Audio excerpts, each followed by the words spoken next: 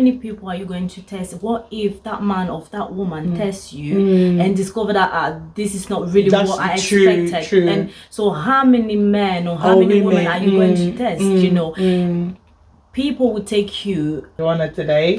So how you doing today? I'm okay. Yeah, she's always very joyful, very joyful. So if you remember the last video that I had with her, we're talking about her testimony on how she met Christ.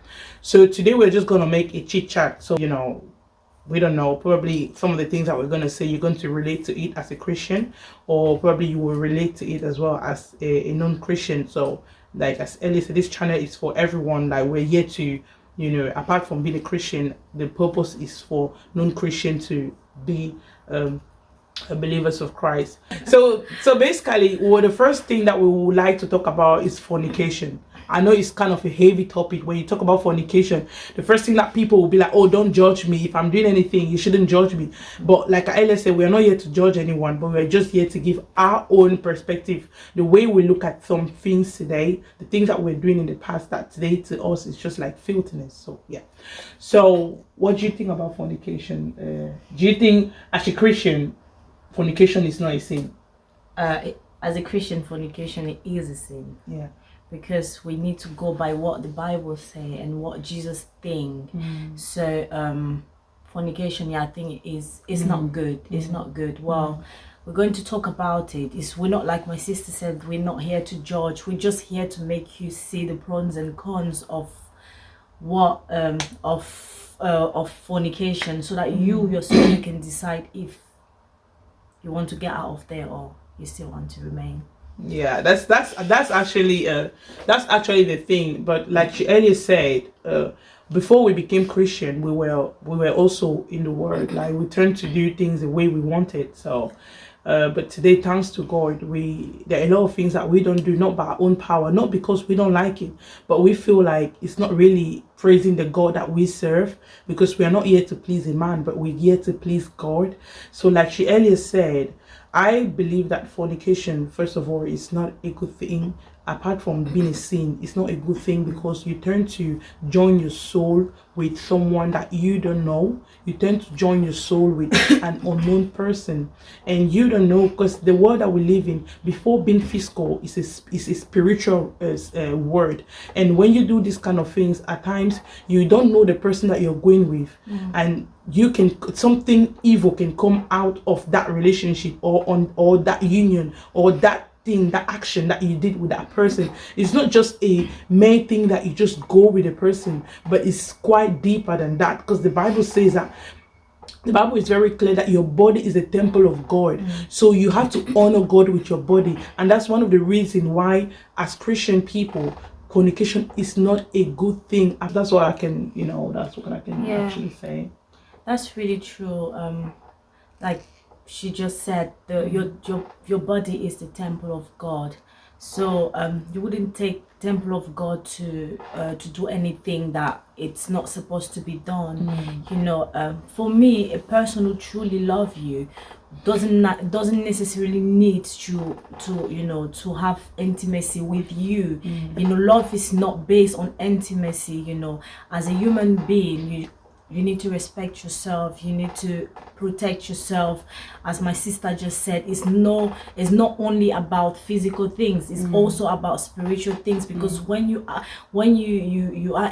have intimacy with someone, you actually yoke with that person and you become one with that person. So it's not always about the fact that we go and get married. It's basically you become one with your husband, or you become one with someone when you actually when you actually go into sexual intercourse with that person. Exactly, when you actually go into sexual intercourse with that person. So yeah, it's something that we need to take it serious. It's something that we really need to look into that and truly understand that it's not really the best thing to do.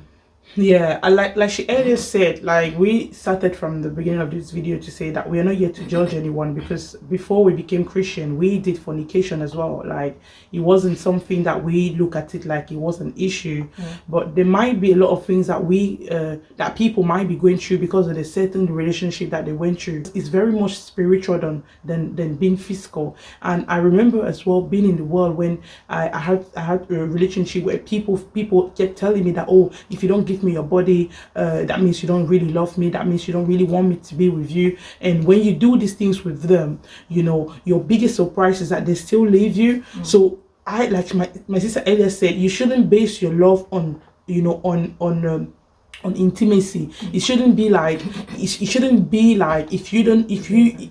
you want to really show me that you love me, you need to show me your body. I need to feel your body. It doesn't really have anything with that. So that's just to tell us that it's more deeper than we can even imagine. So yeah. And we always hear that some people say you can't buy a car without testing first if it will work. Basically, that's not how it works. We are human beings, first of all. We're not cars, we're not things, we're not materials. You know, we are human beings. We are the children of God, and that's where it comes to trust in God. You know, God as our creator, He knows us personally. He knows the things that we need, and He will not mislead you, you know, to the wrong person if you truly rely on Him. So there's no need to try. There's no need to say, no, I need to try if this is actually the one for me. Now, sexuality is really something that God has just put into it. Those are the things that God have put into marriage. You know, it's only in marriage. In marriage that you need to discover your spouse in that way. So yeah, and that's actually true. And you know, for example, when you go to some of these supermarket and you have a lot of, like, for example, where they sell perfumes, you'll see that at times they will have a tester, isn't it? A tester is not the finish, it's not the product that everyone is gonna buy. A tester is just gonna be there. You come and test and you go. So imagine if you are a lady or a man that you just allow yourself to be tested by everyone. No one will buy you, because you're not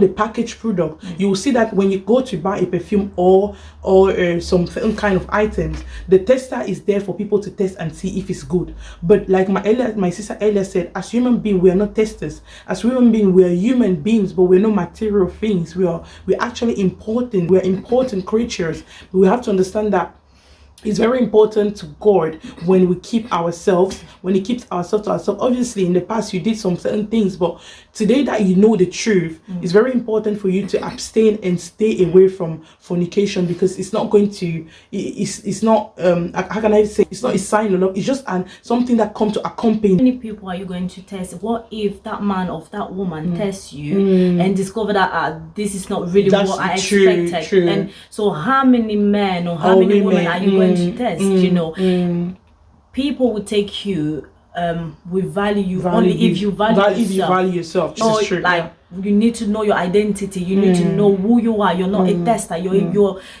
a beautiful person. You are a valued person. You are important. Very important. If someone wants to test you, that person needs to honor you before God and before your family. That's it. And like I earlier said, guys, you know, we're just here because we know we've been through some certain situation, and we see the advantage of not doing those things anymore. So it's just like when you're in love with someone, what you have to do is always speak about that person. So if you see something that's good in your life, why not talking about it? Today for us, it's not longer something that is very much important. So you guys should let us know what you think about fornication in the comments. Thank you very much for listening, and hopefully by God's grace we'll see you next